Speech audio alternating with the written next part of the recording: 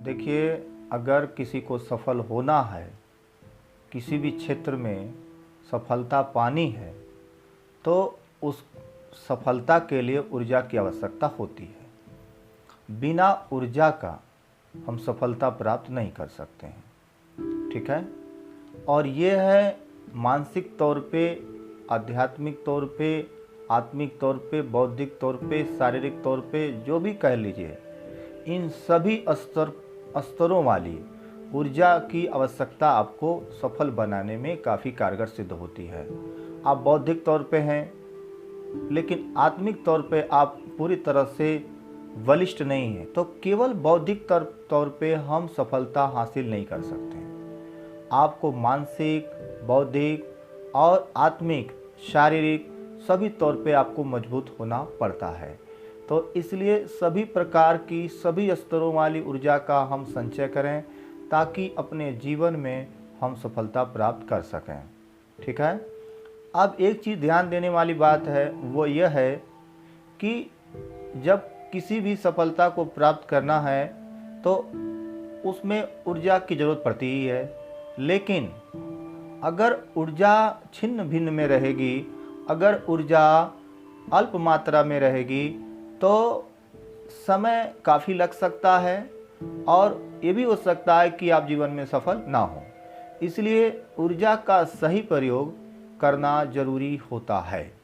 ऊर्जा का सही प्रयोग का मतलब ये हुआ कि जो क्षेत्र आप उद्देश्य के रूप में लेते हैं, यानी जिसमें आप सफलता प्राप्त करना चाहते हैं, उसमें सबसे पहले आपको उसी क्षेत्र से संबंधित सारी ऊर्जा व्यय करनी होती है, न कि किसी और क्षेत्र में आपको ऊर्जा व्यय करनी चाहिए।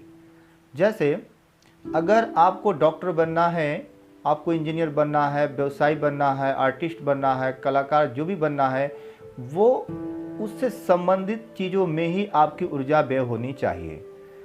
आप जिस क्षेत्र को चुनते हैं उसी क्षेत्र में ही आपकी ऊर्जा की खपत होनी चाहिए, न कि व्यर्थ किसी बाहरी क्षेत्र में जो आपका क्षेत्र नहीं है, जो आपका उद्देश्य नहीं है, आपका कोई मतलब नहीं है। आप इंटरटेनमेंट की जगह पे ऊर्जा का इस्तेमाल नहीं कर सकते हैं, क्योंकि जिसका उद्देश्य बड़ा होता है, जिसका उद्देश्य बड़े स्तर का होता है, उसे उतनी ही ऊर्जा की आवश्यकता पड़ती है। इसलिए ऊर्जा छिन्न भिन्न नहीं होनी चाहिए। ऊर्जा पूरी तरह से संचय का वह रूप ले जिससे एक समय आने पर उसमें विस्फोट होना चाहिए। जैसे आपको, अगर आप विद्यार्थी हैं, आप व्यवसायी हैं, कुछ भी हैं, तो सबसे बड़ी ऊर्जा है समय की ऊर्जा। समय देना पड़ेगा। जिस क्षेत्र में आप सफल होना चाहते हैं उस क्षेत्र में आपको सर्वाधिक समय देना पड़ेगा। तो समय भी एक प्रकार की ऊर्जा हुई। आप सोचते हैं कि हम समय कम दें और सफल हो जाएं, ऐसा संभव नहीं है। जब आपका उद्देश्य बहुत बड़ा हो तो उस हिसाब से बहुत बड़ी ऊर्जा की ज़रूरत पड़ती है, जिसमें समय सबसे महत्वपूर्ण ऊर्जा का एक रूप होता है, एक भंडार होता है।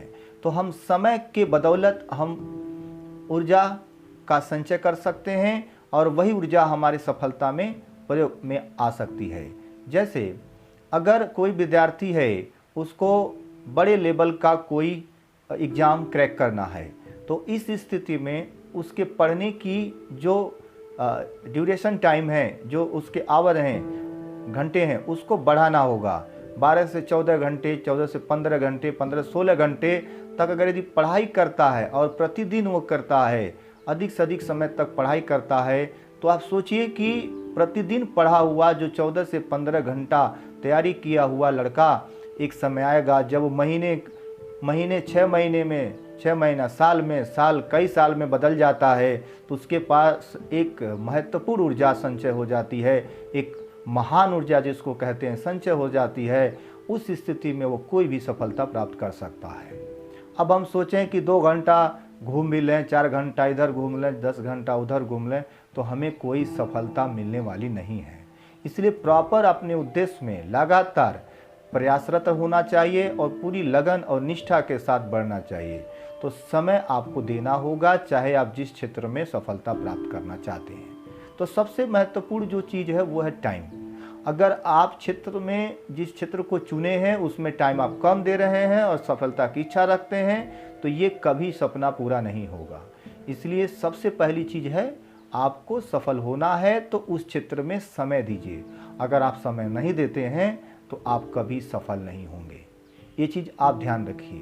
दूसरी चीज़, जो ऊर्जा का संचय है वो पूरी तरह से फ्रेश होना चाहिए।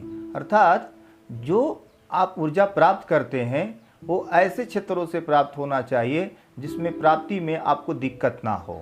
जैसे फॉर एग्जांपल हम लोग समझ सकते हैं, उदाहरण के तौर पे, अगर आप अच्छी संगत रखते हैं, आप जिस क्षेत्र से संबंधित हैं और जिस क्षेत्र में मतलब आप सफल होना चाहते हैं, उसी क्षेत्र से संबंधित लोगों से संपर्क रखें।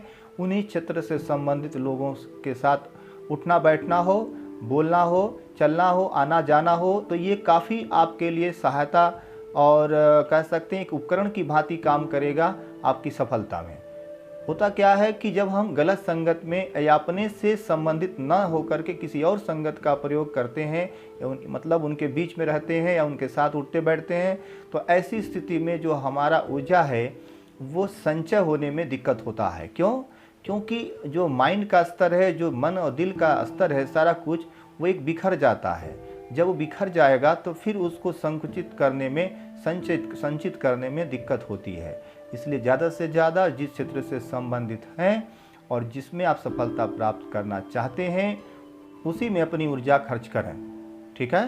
तो इसलिए देखिए, अगर 2 से 4 दिन, 4 से 10 दिन, 10 से महीना, महीने से 6 महीने, फिर 6 महीने से साल भर, साल से 2 साल, 2 से 4 साल, अगर आप सही प्रॉपर तरीके से पूरे ईमानदारी के साथ पूरी ऑनेस्टली अगर आप काम किए हैं तो निश्चित है कि एक समय के बाद उसमें विस्फोट होना ही है। लेकिन आप इसलिए काम नहीं कर सकते हैं कि इसमें विस्फोट होगा ही, लेकिन ये काम करते जाने से, नियम पर चलते जाने से, सही सूत्र का पालन करते जाने से विस्फोट होना तय होता है। लेकिन हुआ या नहीं ये दुख का विषय नहीं है।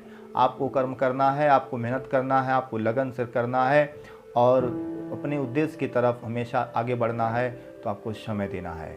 तो सबसे महत्वपूर्ण चीज़ जीवन का किसी भी सफलता को प्राप्ति में समय होता है। साइड से, कम मेहनत से या शॉर्टकट तरीके से बड़ी सफलताएं हासिल नहीं होती। बड़ी सफलताओं को हासिल करने के लिए बड़ी ऊर्जा की ज़रूरत होती है और बड़ी ऊर्जा के रूप में समय होता है। जिस क्षेत्र में आप बड़ा कुछ करना चाहते हैं तो आपको बड़ा समय देना होगा, वही होगा आपका बड़ी ऊर्जा। ठीक है? तो आपको सबसे बड़ा समय है ऊर्जा का एक महारूप, इसलिए समय का सही प्रयोग करें। समय आपको सब कुछ हासिल कराएगा, समय का सही प्रयोग करें। एक उदाहरण से हम समझ सकते हैं कि एक पात्र लें और उस पात्र में कोई सामान काफ़ी लंबे समय तक रखते जाएं।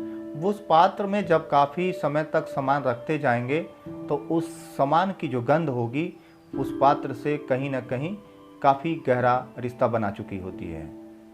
आप देखेंगे कि वो पात्र बार बार धोने के बाद भी वह कहीं ना कहीं गंध बनी रहती है। तो इसी तरह से जब किसी भी सफलता में आपको आगे बढ़ना है, उस सामान की तरह बनना है जिसमें रखने पर वो पात्र से गंध उसकी जाती नहीं। उसी तरह से आपको सर्वाधिक समय देना है, अधिक से अधिक समय देना है, तभी आप सफल हो सकते हैं। तो किसी भी क्षेत्र में पहले समय इम्पॉर्टेंट है, उसके बाद उसका उपयोग इम्पॉर्टेंट है। कि समय है तो उसका उपयोग कैसे करें ये इम्पॉर्टेंट है। तो पहला चीज़ रिक्वायरमेंट क्या है, पहली आवश्यकता समय की है, वो तो आप दीजिए। पहले आप समय ही नहीं देंगे तो फिर सफल कैसे होंगे? तो पहला चीज़ है कि समय देना ज़रूरी है। उसके बाद समय का उपयोग कैसे करेंगे, समय को बांटेंगे कैसे, किस तरह से हम समय का उपयोग करेंगे, ये इम्पॉर्टेंट होती है। तो समय पहले देना ज़रूरी है, उसको आप दीजिए। उसके बाद जो भी ज़रूरत पड़ेगी आप उसको ढूंढने प्रयास करिए।